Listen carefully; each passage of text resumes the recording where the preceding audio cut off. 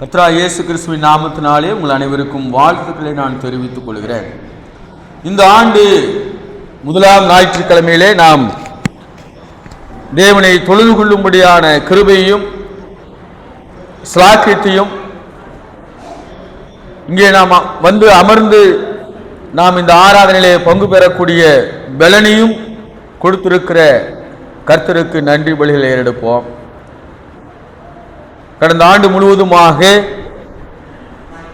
நேர்த்தியான முறையிலே ஆராதனை நாம்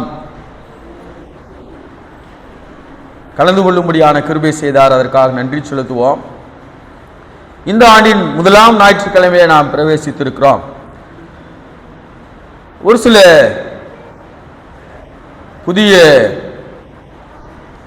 காரியங்களை நாம் முன்னெடுக்க இருக்கிறோம். குறிப்பாக நம்முடைய தனிப்பட்ட ஆவிக்குரிய வளர்ச்சிக்கும் திருச்சபையினுடைய வளர்ச்சிக்கும் நம்மால் ஆன மட்டும் நம்முடைய பங்களிப்பை நாம் கட்டாயமாக செயல்படுத்த வேண்டும். இந்த நாளிலும் கூட நாம் வாசித்த இந்த வேத பகுதி 2 பேதுரு 3ஆம் அதிகாரம் 18ஆம் வசனத்திலே நாம் வாசித்தோம். பேதுரு எழுதின நிருபத்தினுடைய 2வது நிருபத்தின் கடைசி வசனத்தை நாம் வாசித்தோம். பேதுரு ஆசீர்வாதம் கூறி நிறைவு செய்த இந்த நிருபத்திலிருந்து நாம் இந்த வசனத்தை நாம் வாசிக்க கேட்டோம். இந்த வசனத்திலிருந்து ஒரு சில காரியங்களை நான் உங்களுக்கு சொல்ல நான் விரும்புகிறேன்.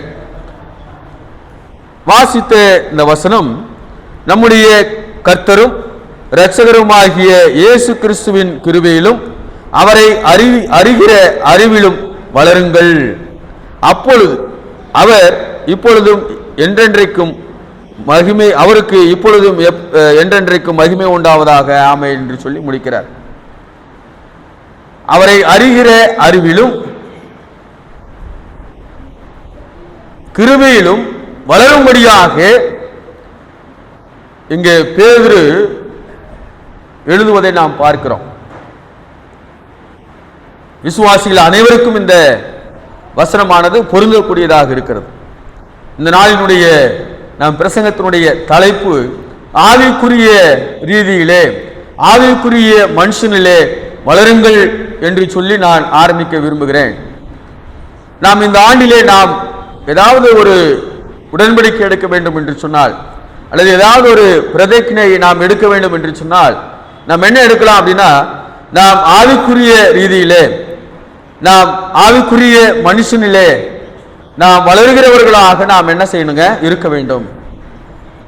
அநேக நேரங்களில் நாம் உலக பிரகாரமான ஆசை இச்சைகளுக்கு நாம் கீழ்ப்பட்டு ஆசை இச்சைகளுக்கு நாம் வீழ்ந்தவர்களாக நாம் போய்விடுகிறோம். நாம் கர்த்தருக்கு ஏற்ற வாழ்க்கை வாழுகிறவர்களாக ஆவிக்குரிய மனுஷர்களாக நாம் அதிலே பலப்பட்டவர்களாக நாம் என்ன பண்ணுகிறோம், தொய்வடைந்தவர்களாக மாறிவிடுகிறோம். விசுவாச வாழ்க்கை என்பது எப்படி இருக்கும் அப்படின்னு சொன்னா, ஏற்ற தாழ்வு நிறைந்ததாகத்தான் ஒவ்வொருவருடைய வாழ்க்கையில் இருக்கும். சில நேரங்களில் நாம் விசுவாசத்திலும் சில நேரங்களில் ஆவிக்குரிய ரீதியிலும் நாம் உச்சத்தில் இருப்போம். சில நேரங்களில் என்ன பண்ணிடுறோம், தொய்ந்து போய் விடுகிறோம். நாங்கள் பேசும்போது வீடு சந்திப்புகளில் போய் பேசும் பொழுது அநேகர் சொல்ற காரியம், ஒரு சில நேரங்களில் ஆண்டவர் எல்லாத்தையும் பார்த்துக்குவாருன்னு எனக்கு விசுவாசம் இருக்குங்கய்யா அப்படின்னு சொல்லுவாங்க. கர்த்தர் எல்லாவற்றையும் என்ன பண்ணுவாரு, பார்த்துக் கொள்வார். கர்த்தர் இந்த சூழ்நிலையிலிருந்து என்ன பண்ணுவார், விடுதலை செய்வார் என்று சொல்லுவார்கள். ரொம்ப சந்தோஷமா இருக்கு. அதே நபர்கள் இன்னும் ஒரு சில நாட்கள்ல நாங்க போய் பேசும் பொழுது ரொம்ப சோர்ந்து போய் தொய்வாகி, ஆண்டவர் கண்ணே இல்லையா, இவ்வளவு கஷ்டப்படுறேன் நான், ஆண்டவர் என்னை பார்க்க மாட்டாரா அப்படிங்கிற ஒரு கேள்விகளை வைப்பது உண்டு. நான் கேட்டிருக்கிறேன். அது விசுவாச வாழ்க்கையிலே நாம் ஆவிக்குரிய மனுஷனிலே நாம் சில நேரங்களில் நாம் தொய்வுறுகிறவர்களாக நாம் இருக்கிறோம். நாம் அப்படி இல்லாமல் நாம் விசுவாச வாழ்க்கையிலும் நாம் விசுவாசத்திலே பெருகுகிறவர்களாகவும் இன்னும் அதிகமாய் நாம் ஆவிக்குரிய மனுஷனிலே நாம் வளருவதற்கு உதவி செய்கிற காரியங்களை நாம் இந்த நாட்களிலே அல்லது இந்த வருடத்திலே நாம் முன்னெடுக்கிறவர்களாக நாம் என்ன பண்ணுங்க இருக்க வேண்டும். 6 காரியங்களை நாம் பார்க்க இருக்கிறோம். நம்முடைய வாழ்க்கையிலே அவைகளை இந்த வருடத்திலே நாம் செயல்படுத்த நாம் முயற்சி செய்வோம். முதல் காரியம், நான் விசுவாசத்தில் வளருவதற்கும் ஆவிக்குரிய மனுஷனில் நான் வளருவதற்கும் நான் செய்ய வேண்டிய மிக முக்கியமான ஒரு காரியம் என்ன என்று சொன்னால், வேதாகமத்தை நாம் வாசிக்கலாம். ரோமர் 10:17.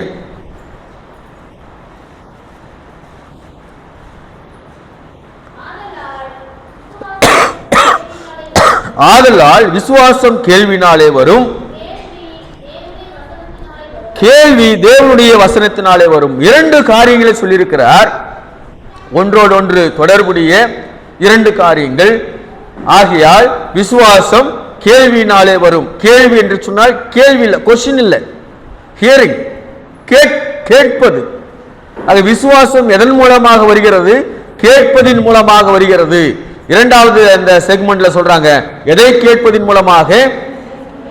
தேவ வசனத்தை கேட்பதின் மூலமாக நமக்கு விசுவாசம் என்ன பண்ணுதுங்க வருது அப்படின்னு சொல்லி சொல்றோம்.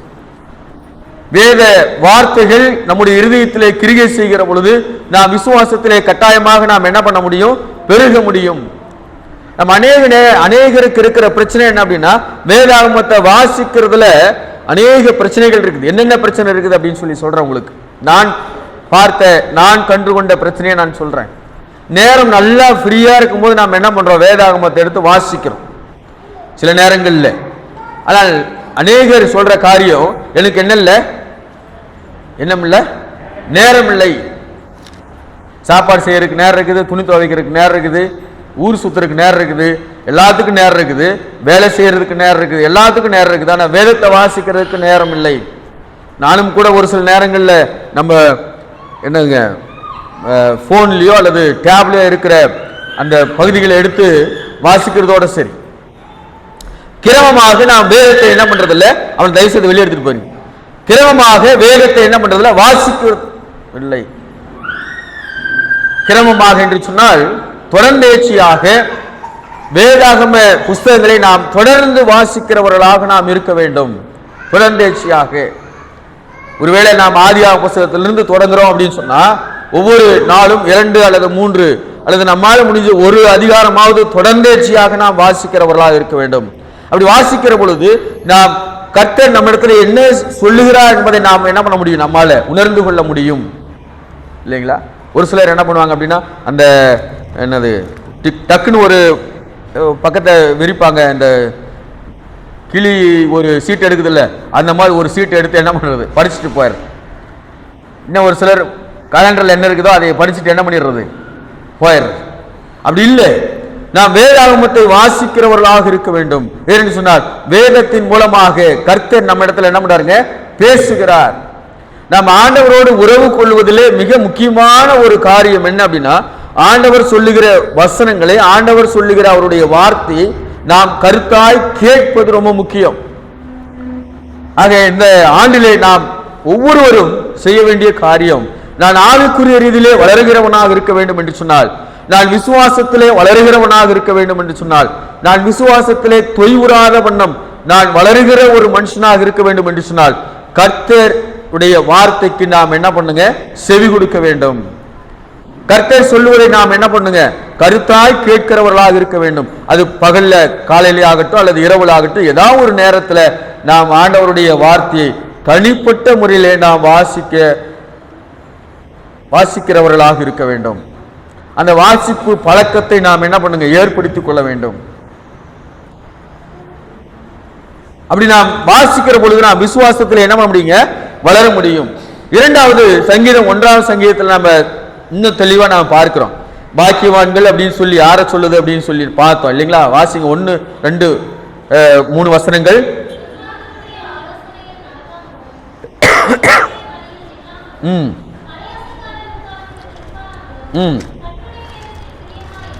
கர்த்தருடைய வேதத்தில் பிரியமாயிருந்து இரவும் பகலும் அவருடைய வேதத்தில் தியானமா இருக்கிற மனுஷன் எப்படிப்பட்டவங்க, பாக்கியவான் அப்படின்னு சொல்லி வேதம் சொல்லுது. இரவும் பகலும் அவருடைய வேதத்தில் தியானமா இருக்கிற மனுஷன். இப்ப நேரம் கிடைக்கிற பொழுது அல்லது அதற்கென்று ஒரு நேரத்தை ஒதுக்கி நாம் கர்த்தருடைய வேதத்திலே நாம் தியானம் பண்ணுகிறவர்களாக இருக்க வேண்டும். தியானம் பண்றதுன்னா வேற ஒண்ணும் இல்லை இல்லைங்களா? நம்ம படத்துல எல்லாம் இந்த இதுல எல்லாம் பார்க்குறோம்ல, டிவியில முனிவர்கள் தியானம் பண்றாங்க அப்படின்னு இல்லையா? சுந்தரமையா சிரிக்கிறார். அப்படியே கண்ணை மூடிட்டு என்ன பண்றது? அப்படி இல்லை. தியானம் பண்ணுவது என்று சொன்னால், தியானித்தல் என்று சொன்னால், நான் வாசித்த இந்த வசனத்தை நான் புரிந்து கொண்டு என்னுடைய வாழ்க்கையிலே இதை எவ்வாறு நான் அபியாசப்படுத்துவது, அல்லது இந்த வசனத்தின் மூலமாக நான் என்ன உணர்த்தப்படுகிறேன், அல்லது இந்த வசனத்தின் மூலமாக நான் எதெல்லாம் செய்யணும் எதெல்லாம் செய்யக்கூடாது அப்படின்னு சொல்லி அறிவுறுத்தப்படுகிறேன் என்பதை நாம் தெளிவுபடுத்துவதா என்னங்க தியானம். வேற ஒன்றும் இல்லை. தமிழ் தான் இருக்குது. நம்ம வாசிக்கும் போது என்ன தாவீது வாசிக்கும் பொழுது இந்த வசனங்கள் என்ன சொல்லுது, எனக்கு என்ன சொல்லுது, நான் என்ன புரிஞ்சுக்கிட்டேன், அப்ப நான் இப்பொழுது நான் என்னுடைய வாழ்க்கையில செய்து கொண்டிருக்கிறதெல்லாம் சரியா, அல்லது இதில் ஏதாவது மாற்றங்கள் கொண்டு வரணுமா? இதுதான் தியானம் செய்யறது, வேற ஒன்றும் இல்லை. அதே போல அதே நேரத்தில் கடவுள் ஆண்டவர் எவ்வாறு நம்முடைய வாழ்க்கையிலே செயல்படுகிறார், அவருடைய ஆட்ரிபியூட்ஸ் சொல்லுவோம் இல்லைங்களா, அவருடைய குணாதிசயத்தை பற்றியும் அவருடைய அன்பை குறித்தும் அவருடைய கிருபையை குறித்தும் இரக்கத்தை குறித்தும் நாம் தியானிப்பது தான் தியானம். ஆக நாம் ஒவ்வொரு நாளும் நாம் வேதத்தை வாசிக்கிறோம். வாசித்த பிறகு நாம் வாசித்த அந்த வேதத்தை தியானிக்கிறவர்களாக நாம் இருக்க வேண்டும். அப்படி நாம் தியானிக்கிற பொழுது மெய்யாகவே நம்முடைய வாழ்க்கை, நம்முடைய கேரக்டர்னு சொல்றோம் இல்லைங்களா, என்ன குணாதிசயமே என்ன பண்ணுங்க கட்டாயமாக மாறுகிறதாக மாறும். மாறுமா மாறாதாமா? மாறுமா மாறாதா? பென்சில் இருக்குது இல்லைங்களா, அது சாதாரணமாக சீவி எழுதி பாருங்க, கொஞ்சம் மொத்தமாக எழுது. அது என்ன பண்றாங்க அதுக்கு பேர் என்னது? ஷார்ப்னர். ஷார்ப்னர்னா கூர்மையாக்கி இல்ல டிரான்ஸ்லேஷன்ல அப்படியே அது என்ன பண்ணுது? கூராக்குனதுக்கு அப்புறமா அருமையா என்ன பண்ணுதுங்க எழுது. நீங்க போய் ஆர்டிஸ்ட், அப்புறம் இந்த 11th 12th பிள்ளைங்க, சயின்ஸ் பிள்ளைங்கலாம் அவங்க கிட்ட என்ன பண்றாங்க, ரெக்கார்டு ஒர்க் பண்றாங்க இல்லைங்களா, அவங்க கிட்ட கேட்டீங்கன்னா தான் தெரியும் மொத்தமா எழுதுற பென்சிலுக்கும் இந்த கூரா எழுதுற பென்சிலுக்கு உள்ள வித்தியாசம். அப்போ நம்முடைய வாழ்க்கையை, என்னுடைய கேரக்டரை அது கூராக்குகிறது. எதுங்க? வேத வசனம். அதை தியானிக்கும் பொழுது அப்ப என்னுடைய வாழ்க்கையிலே வருகிற நிகழ்வுகளை நான் எவ்வாறு எதிர்கொள்ள வேண்டும், அதை எவ்வாறு நான் கடக்க வேண்டும் என்று சொல்லி வேதத்தை தியானிக்கும் பொழுது நமக்கு ஒரு தெளிவு என்ன பண்ணுதுங்க வேதம் கொடுப்பதை நாம் பார்க்கலாம். முதல் காரியம், நான் ஆவிக்குரிய ரீதியிலே நான் வளருகிறவனாக இருக்க வேண்டும் என்று சொன்னால் நாம் என்ன செய்யணும் அப்படின்னு சொன்னா, வேதம் சொல்லுது என்ன செய்யணுமா, நம்ம வேதாகமத்தை வாசிக்க வேண்டும். சங்கீதம் சொல்லுகிற பொழுது சங்கீதக்காரன் சொன்னது போல வேதத்தை இரவும் பகலும் நாம் என்ன பண்ணுங்க தியானிக்கிறவர்களாக இருக்க வேண்டும். 1 பேதுரு 2ஆம் அதிகாரம் 2ஆம் வசனம் வாசிக்கலாம்.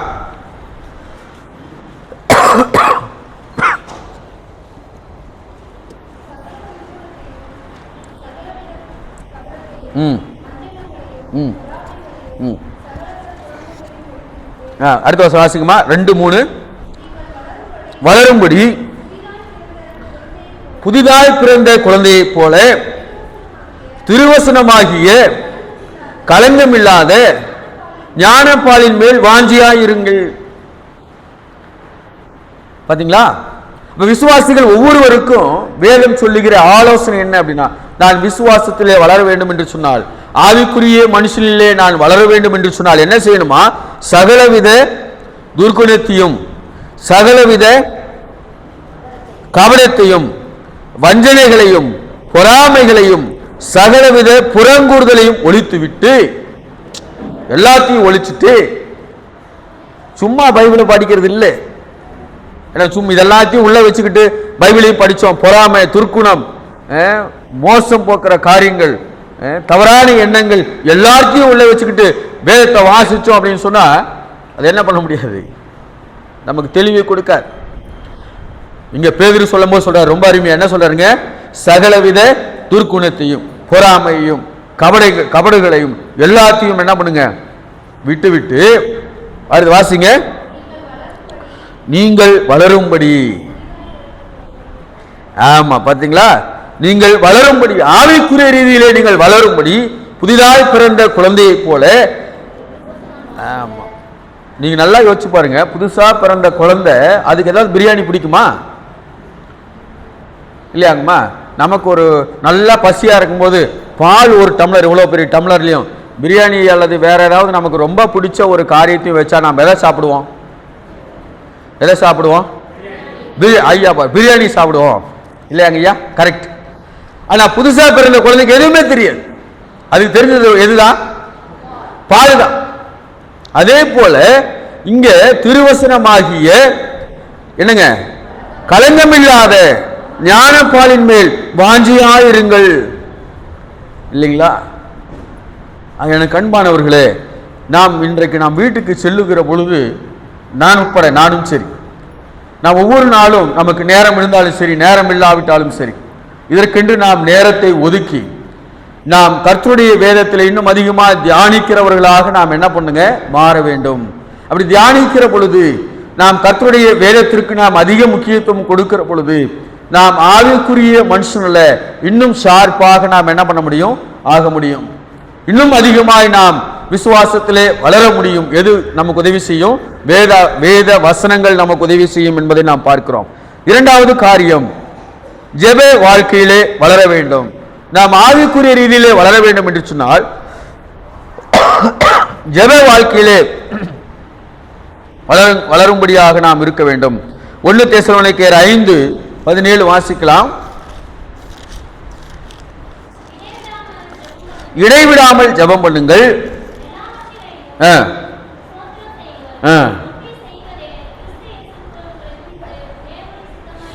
எல்லா காரியத்திற்காகவும் ஜெபம் பண்ணுங்கள். இடைவிடாமல் ஜெபம் பண்ணுங்கன்னா 24 மணி நேரம் ஜெபம் பண்ணிட்டே இருங்க அப்படின்னு சொல்லல.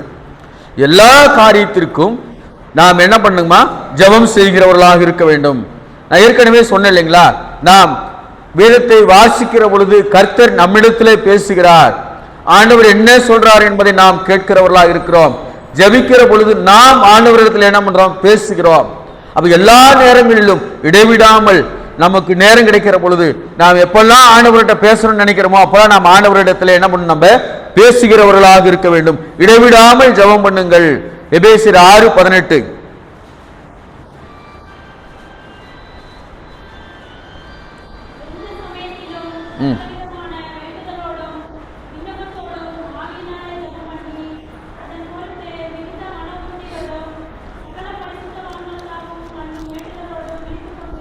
ஆமா, விழித்துக் கொண்டிருங்கள். எப்படி விழித்துக் கொண்டிருங்கள்? சகல வேண்டுதலோடும் என்ன பண்ணுங்க, விழித்துக் கொண்டிருங்கள். ஜெபம் பண்ணுங்கள் அப்படின்னு சொல்லி மட்டும் விடல, சகலமானவருக்கும் ஜெபம் பண்ணுங்க அப்படின்னு சொல்ற. ரெண்டாவது காரியம், ஒரு சிலர் ஐயா எதுக்காக ஜெபம் பண்றேன்னு தெரியலங்க, எவ்வளவோ காரியங்கள் இருக்குது. இங்க சகல பரிசுத்தவான்களுக்காக ஜெபம் பண்ணுங்கள். பரிசுத்தவான்கள் என்று சொன்னால் செயின்ட்ஸ், அதாவது பரிசுத்தவான்கள் என்று சொன்னால் விசுவாசிகளாக இருக்கிற ஒவ்வொருவரும் பரிசுத்தவான்கள். வேதாகமம் என்ன சொல்றது அப்படின்னா, பவுல் அப்போஸ்தலன் எழுதும் போதெல்லாம், தன்னுடைய நிருபத்தில் எழுதும் போதெல்லாம் சொல்றாரு, பரிசுத்தவான்களுக்கு எழுதுகிறதாவது. விசுவாசிகள் எல்லாத்தையும் பரிசுத்தவான்கள் என்று சொல்லிதான் வேதம் சொல்லுது. அப்போ ஒவ்வொரு விசுவாசிகளுக்காக நம்முடைய சபையில் இருக்கிற, இன்னைக்கு நம்ம எத்தனை ஜப குறிப்புகள் சொன்னோம் இல்லைங்களா, 6-7 ஜப குறிப்புகள் சொன்னோம். இந்த ஜப குறிப்புகளுக்கு எல்லாத்துக்கும் நீங்க என்ன பண்ணலாம், தாராளமா ஜபம் பண்ணலாம். இன்னும் ஒருவேளை போதருக்கே தெரியாத நம்முடைய சபையில் இருக்கிற அநேக விசுவாசிகளுடைய தேவைகள் ஒருவேளை நீங்க அறிந்திருக்கலாம். அவர்களுக்காக நீங்கள் என்ன பண்ணலாம், ஜெபிக்கலாம். அப்போ அவர்களுக்காக ஜெபிக்கிறவர்களாக நாம் இருக்க வேண்டும். ஆக நாம் ஜெபத்திலே உறுதியாய் உள்ளவர்களாக, நாம் ஜெபம் செய்வதன் மூலமாக கர்த்தரோடு உறவு கொள்ளுகிறவர்களாக நாம் இருக்கிறோம். லூக்கா 18:1 வாசிக்கிறோம். வாசிங்க, லூக்கா 18:1.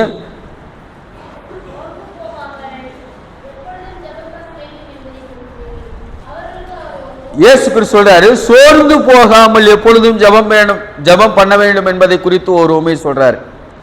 சோர்ந்து போகாமல் ஜெபிக்கிறவர்களாக நாம் இருக்க வேண்டும். பல நேரங்களில் நமக்கு சோதனை வரும் இல்லைங்களா. நிறைய பேர் செய்யற காரியம், ஜெபிக்கிறோம் ஜெபத்துக்கு பதில் இல்லை சார், அதனால எதுக்கு ஜெபம் பண்ணிட்டாங்க இல்லைங்களா. ஆனால் இங்கு வேதம் சொல்லுது, சோர்ந்து போகாமல் நீங்கள் என்ன பண்ணுங்க, ஜெபிக்கிறவர்களாக நாம் இருக்க வேண்டும். மூன்றாவது காரியம், முதல் காரியம் சொன்ன நான், தேவனுடைய வார்த்தையில் நிலைத்திருக்க வேண்டும். இரண்டாவதாக ஜெப வாழ்க்கையில் வளர வேண்டும். மூன்றாவதாக பரிசுத்த ஆவியின் நடத்துதலுக்கு கீழ்ப்படுகிறவர்களாக இருக்க வேண்டும். பரிசுத்த ஆவியானவருடைய நடத்துதலுக்கு கீழ்ப்படுகிறவர்களாக இருக்க வேண்டும்.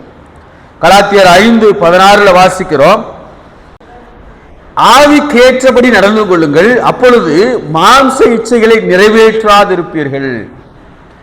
அநேக நேரங்களில் நாம் மாம்ச இச்சைகளுக்கு நாம் அடிபணிந்து நாம் மாம்ச இச்சைகளுக்கு உட்பட்டவர்களாக பாவத்திலே விழுகிறவர்களாக நாம் மாறுகிறோம் என்று சொன்னால் அதற்கான காரணம் என்ன அப்படின்னா, நாம் ஆவிக்கேற்றவர்களாக அல்லது ஆவியானவருடைய வழிநடத்தலின்படி நடக்காதவர்களாக நாம் என்ன பண்ண இருக்கிறோம். ஆவியானவர் கட்டாயமாக நமக்குள்ள இருந்து நம்மை அறிவுறுத்துகிறவராக இருக்கிறார். ஒவ்வொரு நாள் ஒவ்வொரு நேரமும் எல்லா சூழ்நிலைகளிலும் ஆவியானவர் நம்மை வழிநடத்தி வருகிறார். அது அப்படி ஆவியானவர் வழிநடத்துகிற பட்சத்தில் நாம் என்ன செய்ய முடியாது அப்படின்னா, பாவத்திலே விழ முடியாது. தவறான பாதையிலே மாம்ச ஆசை இச்சைகளுக்கு நாம் என்ன பண்ண முடியாது, இடம் கொடுக்க முடியாது. அநேக நேரங்கள் நம்ம செய்கிற காரியம் தவறு என்ன என்று சொன்னால், நாம் நமக்குள்ளே இருக்கிற ஆவியானவரை பவுல் சொல்றாரு, உங்களுக்குள் இருக்கிற ஆவியை அவித்து போடாதிருங்கள். ஆவியானவருக்கு என்ன பண்ணார விட்டுறோம், செவி கொடுக்காமல் விட்டு விடுகிறோம். நமக்குள்ள இருக்கிற ஆவியானவரை நாம் அவித்து போடுகிறவர்களாக இருக்கிறோம். அப்படின்னு என்ன அர்த்தம் அப்படின்னா, செயல்படாதபடிக்கு நாம் என்ன பண்ணிடுறோம், நம்ம அப்படியே விட்டுறோம். நம்ம அநேக நேரங்களில் நாம் வீழ்ந்து போவதற்கான காரணம் இதுதான். ரோமர் 8:14 வாசிக்கிறோம். அப்போ இங்கே ஆவிக்குரிய வளர்ச்சி ஆவியானவரால் தான் என்ன பண்ணுங்க வரும். நாம் ஆவிக்குரிய ரீதியிலே நாம் வளர்ச்சி அடைய வேண்டும் என்று சொன்னால், ஆவிக்குரிய ரீதியிலே நாம் வளர வேண்டும் என்று சொன்னால், ஆவியானவர் நம்முடைய இருதயத்திலே செயல்பட்டால் நாம் என்ன பண்ண முடியும், ஆவிக்குரிய ரீதியிலே வளர்கிறவர்களாக மாற முடியும். புதிய மனுஷனாக மாறுறதுன்னு சொல்லி வேதத்தில் நாம் வாசிக்கிறோம் இல்லைங்களா. பவுல் சொல்லும் பொழுது சொல்றார், நீங்கள் புதிய மனுஷனாக மாறுங்கள், புது சிருஷ்டியாக மாறுங்கள். இது யாருடைய செயல்பாடா இருக்குது அப்படின்னா, ஆவியானவருடைய செயல்பாடா இருக்கு.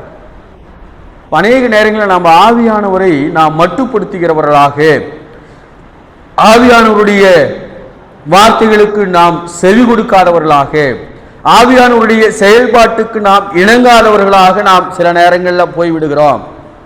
அப்படி இல்லாமல் இந்த ஆண்டிலே நாம் ஆவியானவருடைய வழிநடத்தலின்படி நாம் வாழுகிறவர்களாக நாம் என்ன பண்ணுங்க இருக்க வேண்டும்.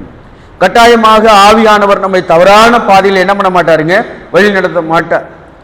ஆவியானவர் நம்மை சரியான பாதையிலே நாம் இன்னும் அதிகமாய் விசுவாசத்திலே வளரும்படியாக நம்மை நேர்த்தியாக வழி நடத்துகிறவராக இருக்கிறார் என்பதை நாம் பார்க்கிறோம். ஆக மூன்றாவது காரியம், பரிசுத்த ஆவியின் நடத்துதலுக்கு கீழ்ப்படிந்து இருங்கள். நான்காவது காரியம், சபை உறவிலும் ஐக்கியத்திலும் நிலைத்திருக்க வேண்டும். நான்காவதாக நாம் விசுவாசத்திலே வளர வேண்டும் என்று சொன்னால், சபை உறவிலும் ஐக்கியத்திலும் நாம் நிலைத்திருக்கிறவர்களாக இருக்க வேண்டும். ரொம்ப ரொம்ப முக்கியம்.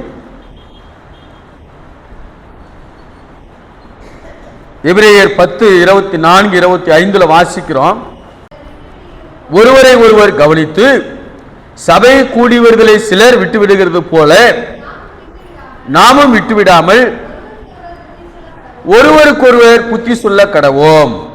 சபை கூடி வருதலை சிலர் என்ன பண்ணிடுறாங்க, விட்டு விடுகிறார்கள். விடாம இங்க எபிரேயருக்கு எழுதின ஆக்கியன் எழுத மாட்டார். சிலர் என்ன பண்றதில்லை, அதை நிர்விசாரமாக அந்த அளவுக்கு அதுக்கு முக்கியத்துவம் கொடுக்காதவர்களாக போய்விடுகிறார்கள். நான் பல முறை நம்முடைய ஆலயத்தில் நம்முடைய சபையில நான் இதை போதித்திருக்கிறேன். சபை கூடி வருதல் மிக முக்கியம்.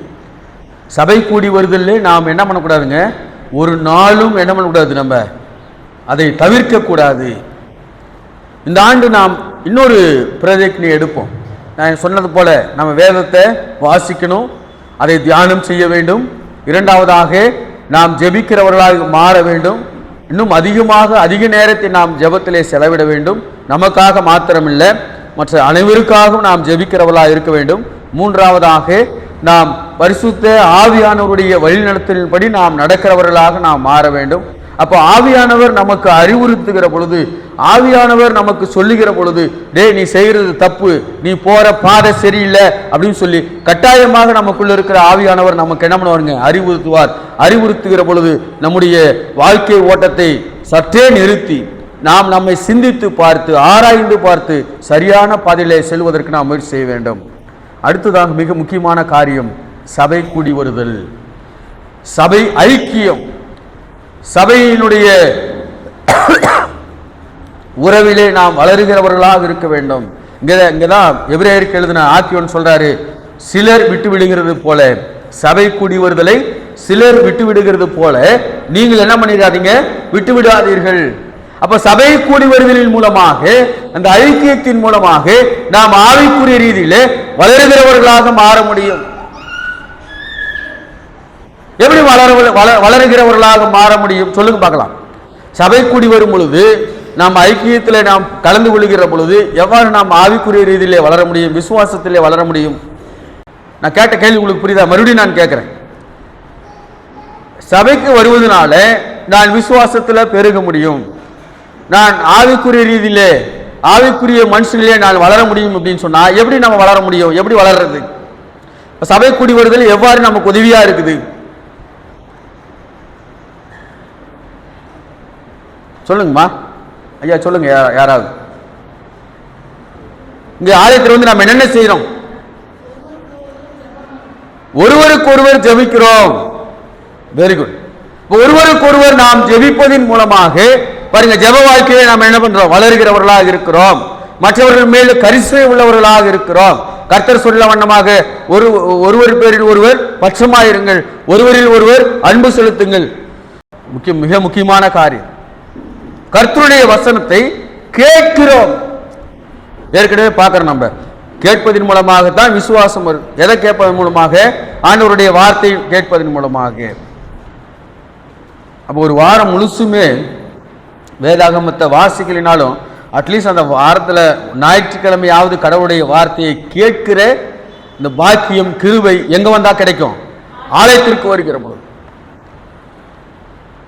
பொய் சொல்றது பாவம் அப்படின்னு சொல்லி ஒருவேளை அன்னைக்கு பிரசங்கம் பண்றோம், அல்லது விபச்சாரம் பாவம் அப்படின்னு சொல்லி பிரசங்கம் பண்றோம், அல்லது கபடு அல்லது என்ன சொல்றதுங்க பொறாமை கொள்றது பாவம் என்று சொல்லி அன்னைக்கு பிரசங்கம் 1 மணி நேரம் பிரசங்கம் பண்றோம் அப்படின்னா, ஒருவேளை அன்னைக்கு நம்ம வரல அப்படின்னு சொன்னா அந்த பிரசங்கம் நம்முடைய வாழ்க்கையில எப்படி தாக்கத்தை ஏற்படுத்தும்? என்னதான் இந்த இதுல கேட்டாலும் கூட நேர்ல கேட்கிற மாதிரி என்ன பண்ணாதுங்க இருக்காது.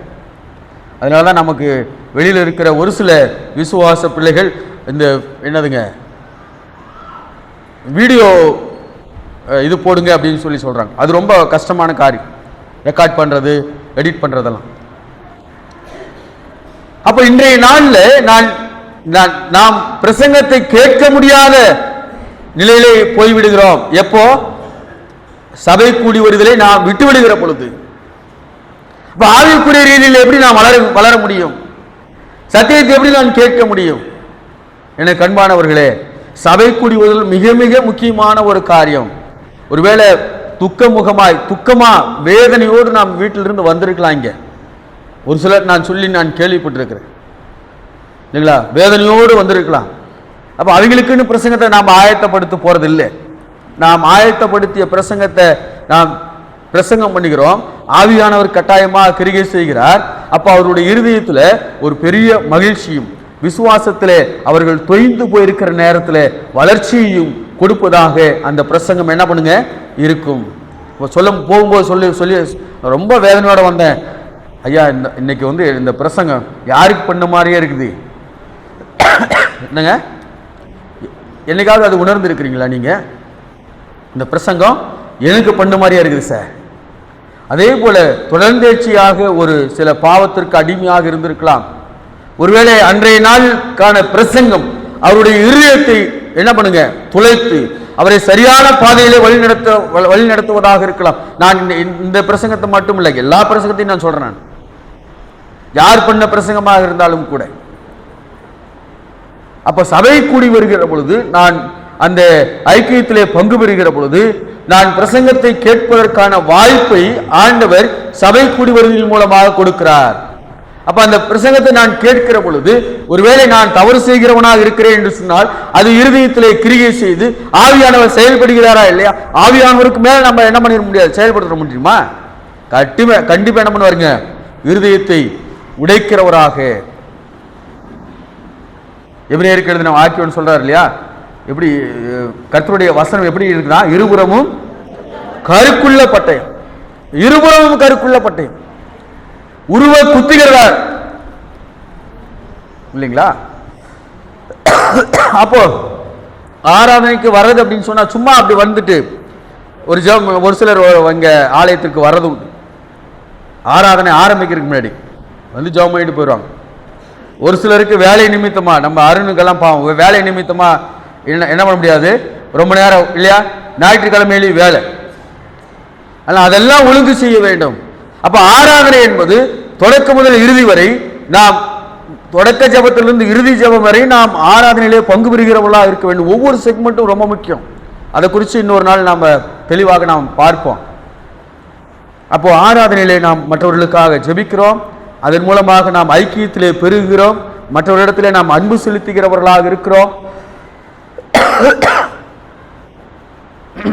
அதே போல அறிவிப்புகள் கூட ரொம்ப ரொம்ப முக்கியங்க. ஒரு சிலருக்கு அறிவிப்புகள் கொடுக்குறோம் இல்லையா, அதுவுமே கூட ஐக்கியத்தை என்ன பண்ணுதுங்க, பலப்படுத்துவதாக இருக்கும். பாடல் பாடுகிறோம் கர்த்தரை மகிமைப்படுத்தி, அதே போல நாம் வேத வசனங்களை நாம் தியானிக்கிறோம், பல காரியங்களை நாம் செய்கிறோம். அப்படி இந்த ஆராதனையானது நமக்கு மிகுந்த ஒரு பிரயோஜனமாக இருக்கிறது. ஆக சபை உறவிலும் ஐக்கியத்திலும் நிலைத்திருக்க வேண்டும். இரண்டாவது வசனம் வாசிக்கலாம், அப்போஸ்தலர் 2:42.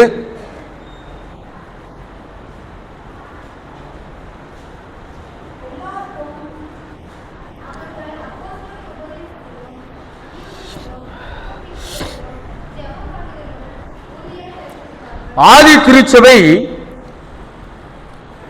போதனையிலும் ஐக்கியத்திலும் உறுதியாய் தரித்திருந்தார்கள். ஆதி திருச்சபை, முதல் திருச்சபை, இயேசு கிறிஸ்து மரித்து உயிர்த்தெழுந்து அவர்களிடத்திலே பேசின பிறகு பரலோகத்துக்கு எடுத்துக்கொள்ளப்பட்டார். அதற்கு பிறகு உருவான சபை, ஆதி அப்போஸ்தலர்களாலே உருவான திருச்சபையானது எப்படிப்பட்ட சபையா இருந்தது அப்படின்னு சொன்னா, அது வாசிங்கமா மீண்டுமாக, அவர்கள் உபதேசத்திலும் அந்யூன்யத்திலும் அப்படின்னா ஐக்கியத்திலும் ஒருவரோடு ஒருவர் அந்த ஐக்கியத்திலே பலப்பட்டார்கள்.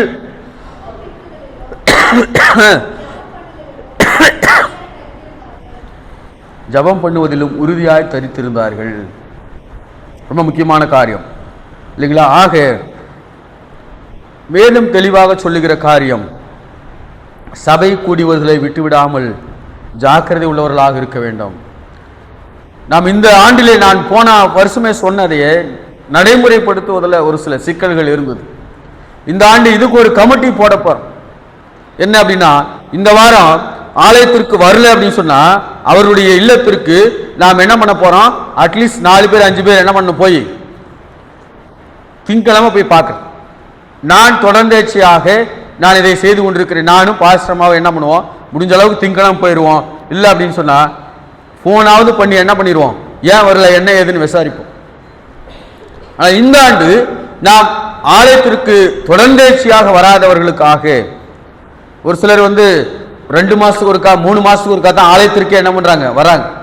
இப்போ அவருடைய குடும்பங்கள் எல்லாம் போய் என்ன பண்ணணும், நம்ம சந்திக்கணும். ஒருவேளை பெண்களில் ஒருத்தர் 2 பேர், ஆண்களில் ஒரு 2-3 பேர் நம்ம என்ன பண்ணலாம், தாராளமாக போய் சந்திக்கலாம். மாலை நேரங்களில் அவர்களிடத்துல சொல்லிட்டு இல்லைங்களா. ஒரு சிலர் சொன்னா, நான் உங்க வீட்டுக்கு வரேங்கம்மா, ஐயா நான் வெளியில் இருக்கிறேன், அங்கே இருக்கிறேன், இங்கே இருக்கிறேன்னு ஏதாவது என்ன பண்ணிடுவாங்க, குட்டியக்கா சொல்லிடுவாங்க. குட்டியக்கால சொல்ல முடியாது, அவங்க அந்த இடத்த விட்டு எங்கேயும் நம்ப மாட்டாங்க, பிடிச்சிடலாம். அப்படி என்ன சொன்னாலும் சரி விடக்கூடாது, அவங்கள போய் என்ன பண்ணுறோம், நம்ம சந்திக்கணும். ஏன்னா அவர்களுடைய ஆவிக்குரிய வளர்ச்சி யாருடைய பொறுப்பு, போதவருடைய பொறுப்பு. அப்ப இந்த ஆண்டு நாம் இதை கட்டாயமாக செய்ய வேண்டும். இப்ப ஆலயத்திற்கு தொடர்ந்தேர்ச்சியாக வராதவர்களுக்காக அல்லது சபைக்கு ஒழுங்கும் கிரமமாக வராதவர்களுக்காக, ஒழுங்கும் கிரமம் என்று சொன்னால் என்ன சொல்றதுங்க, ஆலயத்திற்கு முக்கியத்துவம் கொடுக்காதவர்கள், சபை ஞாயிற்றுக்கிழமை ஆராதனைக்கு முக்கியத்துவம் கொடுக்காதவர்களை நாம் சந்திக்க இருக்கிறோம். அவர்களிடத்தில் நாம் போய் பேசுவோம், என்ன பிரச்சனை, அவங்களுக்கு என்ன பிரச்சனை இல்லையா, ஏன் வர முடியாது இருக்கிறதுக்கான காரணம் என்ன என்பதை நாம் அவர்களிடத்தில் கலந்துரையாடி அவர்களுக்காக நாம் ஜெபிக்கிறவர்களாக நாம் இருக்க வேண்டும். அவர்களுக்காக கரிசனையோடு நாம் ஜெபிக்கலாம் இல்லைங்களா. அப்போ அதை நாம் நடைமுறைப்படுத்துவதற்கு நாம் முயற்சி செய்வோம். 5வது காரியம், என்ன சத்தம் ஒரு மாதிரி,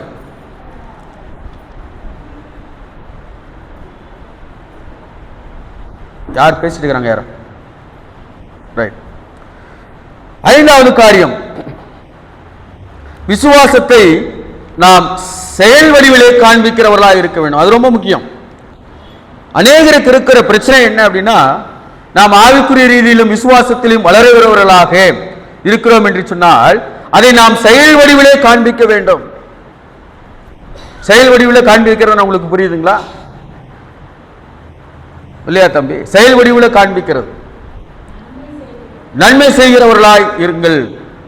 எனக்கு யாக்கோபு சொல்றாரு இல்லையா, யாக்கோபு சொல்லும் போது சொல்றாரு, 2ஆம் அதிகாரம் 17ஆம் வசனத்துல வாசிக்கிறோம், வாசிங்க.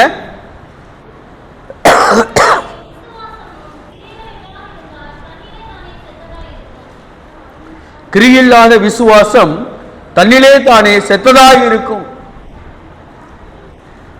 நாம் ஆவிக்குரிய ரீதியிலே வளர்கிறவர்களாக இருக்க வேண்டும் என்று சொன்னால் நமக்கு இருக்கிற விசுவாசத்தை, நமக்கு ஆண்டவர் கொடுத்திருக்கிற நன்மைகளை நாம் செயல்படுத்துகிறவர்களாக இருக்க வேண்டும். அது ரொம்ப முக்கியம். அநேகர் இங்க தான் நாம் என்ன பண்ணிடுறோம், தோற்று போய்கிறவர்களாக மாறிவிடுகிறோம். ரொம்ப பரிசுத்தவான் மாதிரி நம்ம பேசுறது, ஆனா செயல்ல என்ன இல்லை, ஒண்ணுமே இல்லை. செயல்ல முழுக்க முழுக்க கடவுளுக்கு விரோதமான காரியம் செய்யறோம் அப்படின்னா ஏதாவது பிரயோஜனம் இருக்குங்களா? ஏதாவது பிரயோஜனம் இருக்குதா?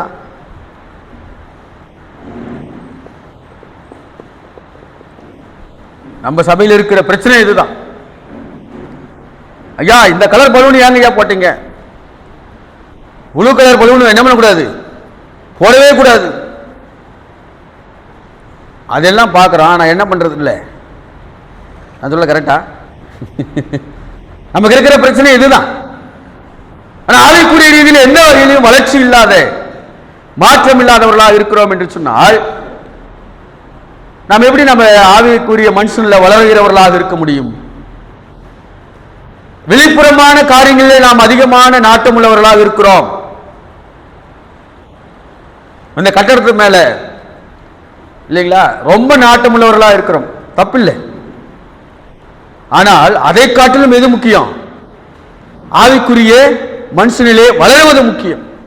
இயேசு கிறிஸ்து சொல்றாரு இல்லையா, பயங்கரமா இதை பத்தி பேசுறாங்க. எதை பத்தி பேசுறாங்க? தேவாலயத்தை குறித்து சீஷர்கள் பேசுறாங்க. அப்ப இயேசு கிறிஸ்து சொல்றாரு, அவரு சொன்னது அவருடைய இயேசு கிறிஸ்துவை பத்தி சொல்றாரு. இருந்தாலும் அந்த கட்டடத்தை குறித்து சொல்றாரு. என்ன சொல்றாருங்க?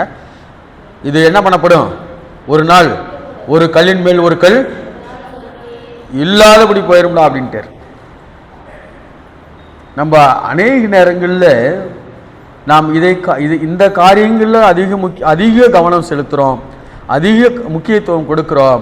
ஆனால் நம்முடைய வாழ்க்கை முழுக்க முழுக்க கடவுளுக்கு விரோதமாக, கர்த்தருக்கு ஏற்ற வண்ணமாக இல்லாமல் போய்விடுகிறது. எனக்கு அன்பானவர்களே, நாம் விசுவாசத்திலே பெருகிறவர்களாக இருக்க வேண்டும் என்று சொன்னால், நாம் ஆவிக்குரிய ரீதியிலே வளர்கிறவர்களாக இருக்க வேண்டும் என்று சொன்னால், நாம் செயல் வடிவிலே நம்முடைய விசுவாசத்தை வெளிப்படுத்துகிறவர்களாக இருக்க வேண்டும். நாம் ஆவிக்குரியவர்களாக சிந்திக்கிறவர்களாக மாத்திரமில்லை, பேசுகிறவர்களாக மாத்திரமில்லை, செயல்படுத்துகிறவர்களாக, செயலாற்றுகிறவர்களாக நாம் இருக்க வேண்டும். ரொம்ப முக்கியம். நான் யாரையும் குறை சொல்லணும்னு சொல்லல. நான் அப்படி செஞ்சா இன்னும் நம்ம ஆவிக்குரிய ரீதியில வளர்ச்சியின் பாதையிலையும் நம்முடைய சபை ஒரு நல்ல ஒரு கரகரி இல்லாத ஒரு திருச்சபையாக என்ன பண்ண முடியும், மாற முடியும். கட்டாயமாக மாற முடியும். அநேக சபைகளுக்கு நம்முடைய சபையானது ஒரு முன்னுதாரணமான ஒரு சாட்சியான சபையாக நாம் மாற முடியும். அதற்கு தேவை என்ன அப்படின்னா, பேச்சில் இல்லை பரிசுத்தம், எதில் இருக்கணும்? நடக்கையில இருக்க வேண்டும். நம்முடைய வாழ்க்கை நடைமுறையில இருக்க வேண்டும். அது ரொம்ப முக்கியம் இல்லைங்களா? அப்படி இருக்கிற பட்சத்தில் ஒரு விசுவாசி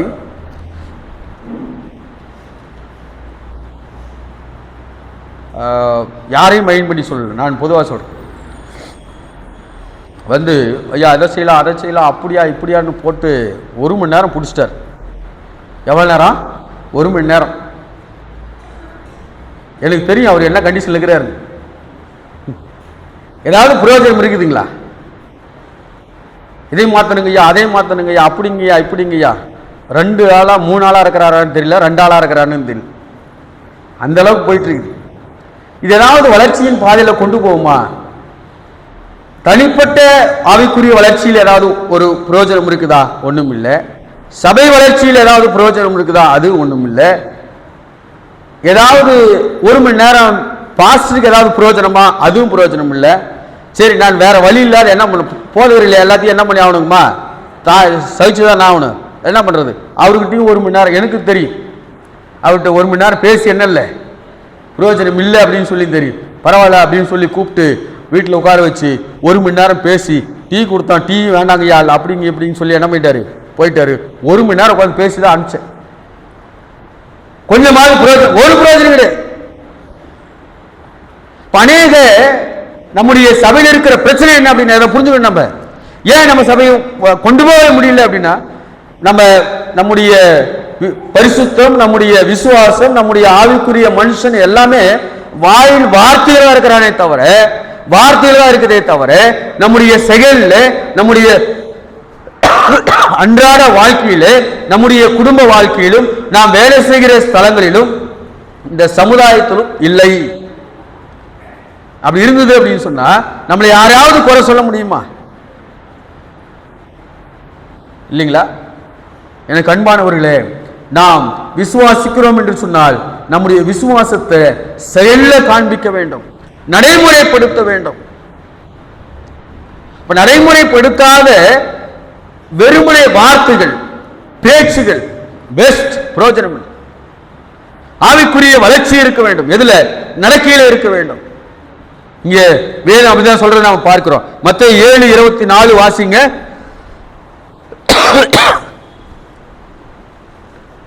மத்தேயு 7:24.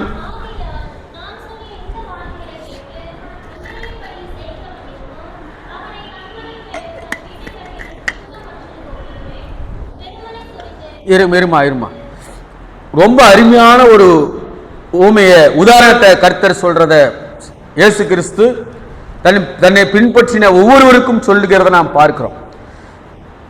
அது ஒரு நல்ல ஒரு அருமையான ஒரு ஊமை. அந்த ஊமையில 2 பேர் வீடு கட்டான். அது முழுசு வாசிக்குமா. அடுத்தது, வார்த்தைகளை கேட்டு இவைகளின்படி செய்யாதிருக்கிறவன் எவனோ அவன் தன் வீட்டை மணலின் மேல் கட்டி. இதெல்லாம் யாரு அப்படின்னா சும்மா வார்த்தையில பேசுறது. அப்படிங்கய்யா இப்படியா அப்படி இப்படி என்னமோ பேசுறது. அதை பண்ணல இதை பண்ணிடலாம் அப்படின்னு. நிறைய நேரங்களில் அவங்க தெளிவாக பேசுகிறாங்களா இல்லை அறகுறை இதில் இருக்கிறாங்களான்னு தெரிய மாட்டேங்குது. இப்போ நான் கொஞ்சம் தெளிவாயிட்டு.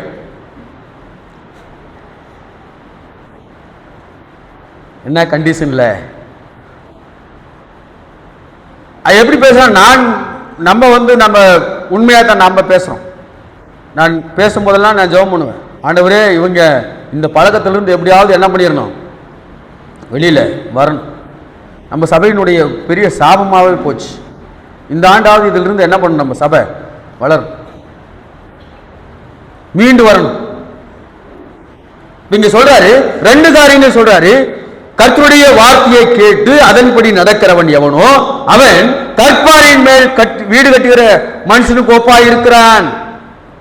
அதே போல ஆண்டவருடைய வார்த்தையை கேட்டு அதை செயல்படுத்தாதவன் எதன் மேல கட்டுற மணலின் மேல் வீடு கட்டுற மனுஷனுக்கு ஒப்பா இருக்கிறான். அந்த வீடு என்ன ஆயிடுது, அப்படியே அவ்வளவுதான், போச்சு, முடிஞ்சு போச்சு.